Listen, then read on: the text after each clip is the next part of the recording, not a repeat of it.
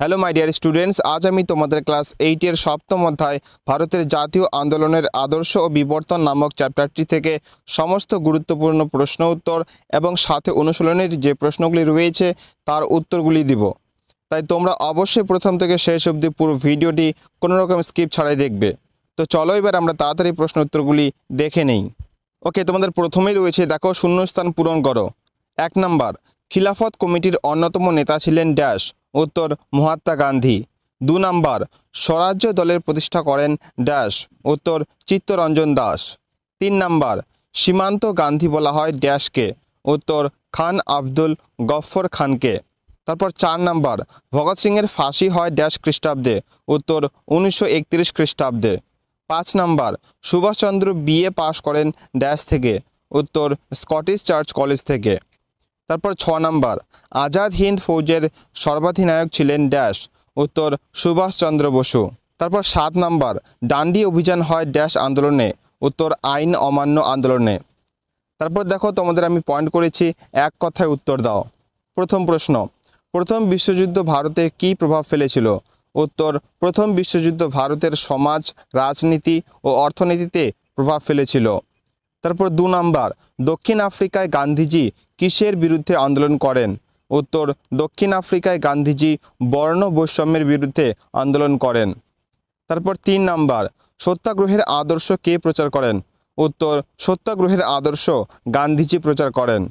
তারপর 4 নম্বরে রয়েছে, দেখো, কবে খিলাফত কমিটি গড়ে ওঠে?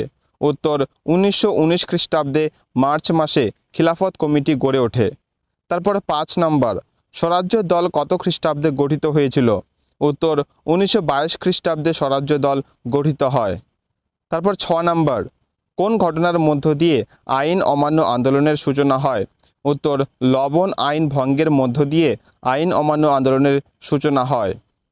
তারপর 7 নাম্বার, গান্ধীজি কবে ডান্ডি অভিযান করেন? উত্তর, 1930 খ্রিস্টাব্দের 6 এপ্রিল গান্ধীজি ডান্ডি অভিযান করেন। 8 নাম্বার, দিল্লি চুক্তির অপর নাম কি? উত্তর, গান্ধী আরউইন চুক্তি। তারপর 9 নাম্বার, কাকোরি ষড়যন্ত্র কি? খুবই গুরুত্বপূর্ণ কিন্তু এই প্রশ্নটি, 1 নম্বরের জন্য অথবা 2 নম্বরের জন্য। উত্তরটি দেখে নাও। কাকোরি স্টেশনে রেল ডাকাতির অভিযোগে ব্রিটিশ সরকার ভগৎ সিং ও তার সহযোগীদের বিরুদ্ধে যে ষড়যন্ত্র করে তা কাকোরি ষড়যন্ত্র নামে পরিচিত। তারপর 10 নম্বর, মাস্টারদা নামে কে পরিচিত? উত্তর, বিপ্লবী সূর্য সেন মাস্টারদা নামে পরিচিত ছিলেন। তারপর 11 নম্বর, ভগৎ সিংয়ের প্রতিষ্ঠিত দলের নাম কি ছিল? উত্তর, ভগৎ সিংয়ের প্রতিষ্ঠিত দলের নাম ছিল নওজোয়ান ভারত সভা। তারপর 12 নম্বরটি দেখে নাও। ইনকিলাব জিন্দাবাদ কথার অর্থ কি? উত্তর, ইনকিলাব জিন্দাবাদ কথার অর্থ হলো বিপ্লব দীর্ঘজীবী হোক। দেখো, এই যে প্রশ্নগুলো আমি তোমাদের দিচ্ছি এগুলি প্রত্যেকটি কিন্তু ভেরি ভেরি ইম্পর্টেন্ট, অবশ্যই তোমরা খুব ভালো করে মুখস্থ করে রাখবে। তারপর 13 নাম্বার, করেঙ্গে ইয়া মরেঙ্গে কোন আন্দোলনের মন্ত্র ছিল? উত্তর, করেঙ্গে ইয়া মরেঙ্গে ভারত ছাড়ো আন্দোলনের মন্ত্র ছিল। তারপর 14 নাম্বার, ভারত ছাড়ো আন্দোলনের একজন নেত্রীর নাম লেখো। উত্তর, ভারত ছাড়ো আন্দোলনের একজন নেত্রী ছিলেন মাতঙ্গিনী হাজরা। তারপর 15 নাম্বার, মাতঙ্গিনী হাজরা স্মরণীয় কেন? উত্তর, গান্ধীজির ডাকে সাড়া দিয়ে ভারত ছাড়ো আন্দোলনে আত্মবিসর্জন দেওয়ার কারণে মাতঙ্গিনী হাজরা স্মরণীয় হয়ে আছেন। তারপর 16 নাম্বারটি দেখে নাও। আজাদ হিন্দ ফৌজ কে গড়ে তোলেন? উত্তর, আজাদ হিন্দ ফৌজ ক্যাপ্টেন মোহন সিং ও রাসবিহারী বসু গড়ে তোলেন। তারপর 17 নাম্বার, কলকাতা কর্পোরেশনের প্রথম মেয়র কে হয়েছিলেন? উত্তর, কলকাতা কর্পোরেশনের প্রথম মেয়র হয়েছিলেন দেশবন্ধু চিত্তরঞ্জন দাস। ওকে, এই 17টি 1 নম্বরের প্রশ্ন তোমরা অবশ্যই ভালো করে নেবে। তারপর দেখো, আমি পয়েন্ট করেছি, 2-1 কথায় উত্তর দাও। প্রথম প্রশ্ন, খিলাফত আন্দোলনের প্রধান দাবি কী ছিল? উত্তর, খিলাফত আন্দোলনের প্রধান দাবি ছিল খলিফার মর্যাদা ও সম্মান পুনরুদ্ধার। 1918 খ্রিস্টাব্দে তুরস্কের সুলতানকে ক্ষমতা থেকে সরিয়ে দেওয়া হলে ভারতের মুসলিম লীগের নেতারা খলিফার মর্যাদা ও সম্মান পুনরুদ্ধারের দাবিতে খিলাফত আন্দোলন শুরু করেন। ভেরি ভেরি ইম্পর্টেন্ট কিন্তু। তারপর 2 নম্বরটি দেখে নাও। খুদা ই খিদমতগার কাদের বলা হতো? এই প্রশ্নটিও তোমাদের খুবই গুরুত্বপূর্ণ। উত্তরটি দেখে নাও।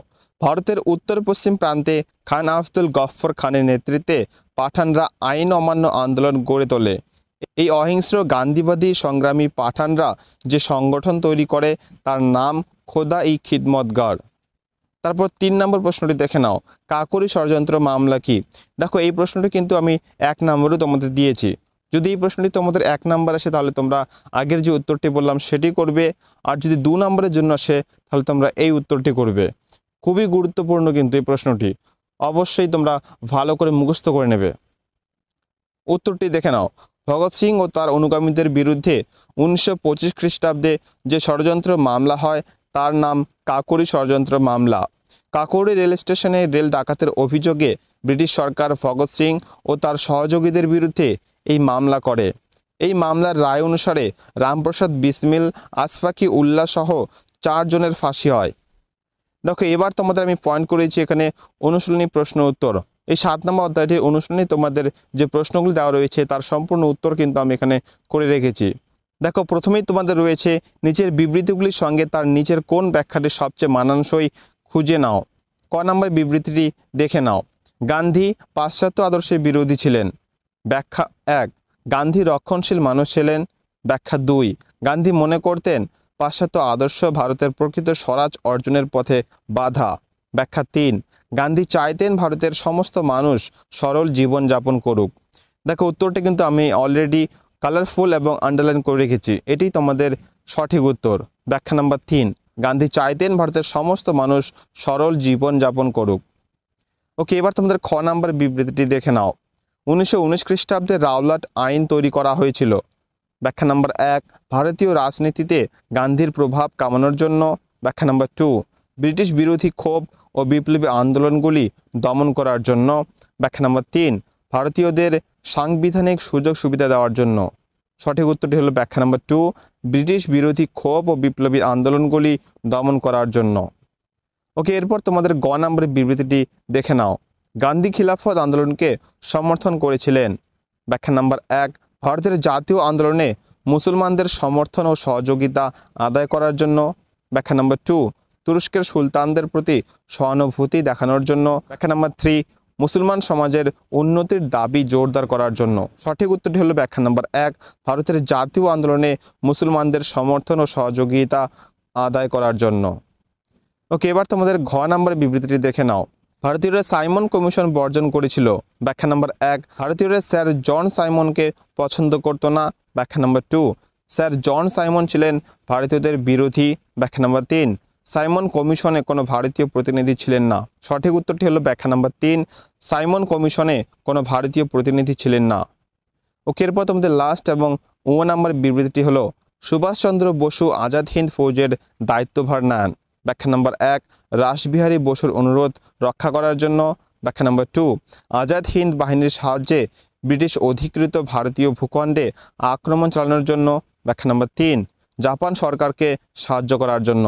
সঠিক উত্তরটি হলো ব্যাখ্যা নাম্বার 2, আজাদ হিন্দ বাহিনীর সাহায্যে ব্রিটিশ অধিকৃত ভারতীয় ভূখণ্ডে আক্রমণ চালানোর জন্য। ওকে, এরপর তোমাদের রয়েছে ক স্তম্ভের সঙ্গে খ স্তম্ভ মিলিয়ে লেখো।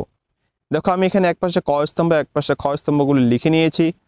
ক স্তম্ভের প্রথমটি হলো বিহারের চম্পারণ, 2 নম্বর হলো স্বরাজ্য দল, 3 নম্বর বিনয় বাদল দীনেশ, 4 নম্বর ভগৎ সিং এবং 5 নম্বর হলো পট্টভি সীতারামাইয়া। এবং খ নম্বরের প্রথমটি হলো চিত্তরঞ্জন দাস, 2 নম্বর অলিন্দ যুদ্ধ, 3 নম্বর লাহোর ষড়যন্ত্র মামলা, 4 নম্বর কৃষক আন্দোলন এবং 5 নম্বর হলো হরিপুরা কংগ্রেস। দেখো এর উত্তরগুলি আমি তোমাদের নিচে দেখিয়ে দিয়েছি। ক স্তম্ভের প্রথমে যে রয়েছে বিহারের চম্পারণ, সেটি হবে খ স্তম্ভের কৃষক আন্দোলন। তারপর ক স্তম্ভের 2 নম্বরের যে স্বরাজ্য দল রয়েছে সেটি খ স্তম্ভের হবে চিত্তরঞ্জন দাস। তারপর ক স্তম্ভের 3 নম্বরে যে রয়েছে বিনয় বাদল দীনেশ, সেটি হবে খ স্তম্ভের অলিন্দ যুদ্ধ। তারপর ক স্তম্ভের যে 4 নম্বরে রয়েছে ভগৎ সিং, সেটি খ স্তম্ভের লাহোর ষড়যন্ত্র মামলার সঙ্গে মিল হবে। তারপর 5 নম্বরে যে রয়েছে পট্টভি সীতারামাইয়া, সেটি খ স্তম্ভের হবে হরিপুরা কংগ্রেস। ওকে, এবার তোমাদের 3 নম্বরে রয়েছে অতি সংক্ষেপে উত্তর দাও 30-40টি শব্দে। প্রথম ক নম্বর প্রশ্নটি দেখে নাও। দক্ষিণ আফ্রিকার আন্দোলন মহাত্মা গান্ধীর রাজনৈতিক জীবনে কী প্রভাব ফেলেছিল? উত্তরটি দেখে নাও। মহাত্মা গান্ধীর রাজনৈতিক জীবনের ওপর দক্ষিণ আফ্রিকার আন্দোলনের প্রভাব। 1 নম্বর, দক্ষিণ আফ্রিকায় অর্জিত রাজনৈতিক অভিজ্ঞতাকে কাজে লাগিয়ে পরবর্তী সময়ে ভারতীয় রাজনীতিতে গান্ধীজি একাধিক গণ আন্দোলন গড়ে তুলেছিলেন।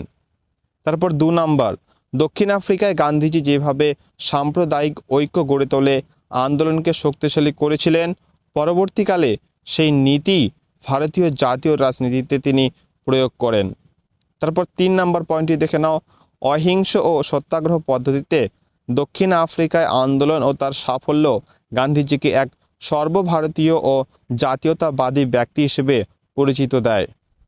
ওকে, এরপর তোমাদের খ নাম্বার প্রশ্নটি দেখে নাও, গান্ধীর সত্যাগ্রহ আদর্শের মূল ভাবনা কী ছিল? উত্তর, সত্য ও আগ্রহ এই দুই শব্দের সমন্বয়ে সত্যাগ্রহ শব্দটি গঠিত। সত্য ও অহিংসার ওপর প্রতিষ্ঠিত এই আদর্শ ছিল ভারতীয় রাজনীতিতে গান্ধীজি প্রবর্তিত এক কৌশল। গান্ধীজির মতে সত্যাগ্রহ হলো আত্মার শক্তি বা প্রেমের শক্তি। অন্যায়ের বিরুদ্ধে শান্ত ও নিরস্ত্রভাবে পরিচালিত সংগ্রামই ছিল সত্যাগ্রহ। এর মূল নীতি ছিল ভয়কে জয় করে প্রতিপক্ষের বিশ্বাস অর্জনের জন্য বারবার চেষ্টা করা। দেখো, এই প্রশ্নগুলি কিন্তু তোমাদের খুবই গুরুত্বপূর্ণ। অবশ্যই তোমরা খুব ভালো করে প্রশ্নগুলি মুখস্থ করবে। তারপর গ নাম্বার প্রশ্নটি দেখে নাও, স্বরাজ্যপন্থীদের আন্দোলনের মূল দাবিগুলি কী ছিল? উত্তর, স্বরাজ্যপন্থীদের আন্দোলনের মূল দাবিগুলি ছিল 1 নাম্বার, আইনসভায় প্রবেশ করে সরকারি কাজের বিরোধিতা করা। 2 নাম্বার, জাতীয় স্বার্থের পরিপূরক বিল ও প্রস্তাব উত্থাপন করে সরকারকে বিব্রত করা এবং জাতীয়তাবাদের অগ্রগতিতে সাহায্য করা। তারপর 3 নাম্বার, সংবিধান রচনার অধিকার থেকে ভারতবাসীকে বঞ্চিত করা হলে তার প্রতিবাদ হিসেবে আইন পরিষদের সকল কাজ পণ্ড করা। তারপর 4 নাম্বার, সরকারি বাজেট প্রত্যাখ্যান করা। এবং 5 নাম্বার হলো সরকারি অর্থনৈতিক শোষণ বন্ধ করা। ওকে, এবার তোমাদের ঘ নাম্বার প্রশ্নটি দেখে নাও, কাকে কেন সীমান্ত গান্ধী বলা হতো? ভেরি ইম্পর্টেন্ট কিন্তু আমাদের এই প্রশ্নটি 2 নাম্বার অথবা 3 নাম্বারের জন্য। উত্তরটি দেখে নাও, পাঠান নেতা খান আব্দুল গফর খান ভারতের ইতিহাসে সীমান্ত গান্ধী নামে পরিচিত। দেখো, আমি এখানে পয়েন্ট করেছি যে কারণে খান আব্দুল গফর খানকে সীমান্ত গান্ধী বলা হতো। 1 নাম্বার পয়েন্ট, আইন অমান্য আন্দোলন পরিচালনা। খান আব্দুল গফর খানের সুদক্ষ নেতৃত্বেই গান্ধীজির প্রদর্শিত পথে আইন অমান্য আন্দোলন সীমান্ত প্রদেশে সংগঠিত হয়। তার প্রচেষ্টাতেই এই আন্দোলন উত্তর পশ্চিম সীমান্ত প্রদেশের পেশোয়ার পর্যন্ত প্রসারিত হয়। তারপর 2 নম্বর পয়েন্টটি দেখো, অহিংসা আদর্শ স্থাপন। আব্দুল গফর খান খোদাই খিদমতগার গঠন করেন। এদের লাল কুর্তা বাহিনীও বলা হতো। এই দলের নেতৃত্বে উত্তর পশ্চিম সীমান্ত অঞ্চলে ব্রিটিশ বিরোধী মিছিল ও শোভাযাত্রা বের হয়। ব্রিটিশ পুলিশ ও সেনারা লাল কুর্তার 600 জন সদস্যের মধ্যে 300 জনকে হত্যা করলেও আব্দুল গফর খান আন্দোলনে হিংসার অনুপ্রবেশ ঘটতে দেননি। ওকে, এরপর তোমাদের 2 নম্বর প্রশ্নটি দেখে নাও, ভারত ছাড়ো আন্দোলনে মাতঙ্গিনী হাজরার ভূমিকা কী ছিল? উত্তর, 1942 খ্রিস্টাব্দে মাতঙ্গিনী হাজরার নেতৃত্বে মেদিনীপুর জেলার তমলুকে ভারত ছাড়ো আন্দোলনের সমর্থনে মহামিছিল বের হয়। প্রায় 20,000 মানুষের এই মহামিছিল বিভিন্ন দিক থেকে তমলুক থানা ও আদালত ভবন দখল করার জন্য অগ্রসর হয়। এই সময় পুলিশের নির্মম গুলিবর্ষণে নিরস্ত্র মাতঙ্গিনী শহীদের মৃত্যুবরণ করেন। তার এই আত্মবলিদান পরবর্তী প্রজন্মের নারীদের স্বাধীনতা আন্দোলনে অংশগ্রহণে উদ্বুদ্ধ করেছিল। ওকে মাই ডিয়ার স্টুডেন্টস, এই ছিল তোমাদের 3 নম্বরের অতি সংক্ষেপে উত্তর দেওয়ার সমস্ত প্রশ্নের উত্তর। এরপর 4 নম্বরে তোমাদের যে প্রশ্নগুলি রয়েছে তার উত্তরগুলি কিন্তু যথেষ্ট বড়, তাই তোমাদের এই ভিডিওর মাধ্যমে আমি সেই উত্তরগুলি দিচ্ছি না। তোমাদের যদি এই প্রশ্ন উত্তরগুলি দরকার হয় তাহলে অবশ্যই তোমরা একটি কমেন্ট করো এবং আমাকে জানাও যে উত্তরগুলি দরকার। তাহলে অবশ্যই আমি এর পরের একটি ভিডিওতে সেই উত্তরগুলিও তোমাদের প্রোভাইড করব। তো আজকের ভিডিও এই পর্যন্ত, দেখা হচ্ছে নেক্সট এরকমই অন্য কোনো ভিডিওতে। ততক্ষণ সবাই ভালো থেকো, সুস্থ থেকো। আর হ্যাঁ, এরকমই আরও ভিডিও পাওয়ার জন্য চ্যানেলটি কিন্তু অবশ্যই সাবস্ক্রাইব করতে ভুলো না।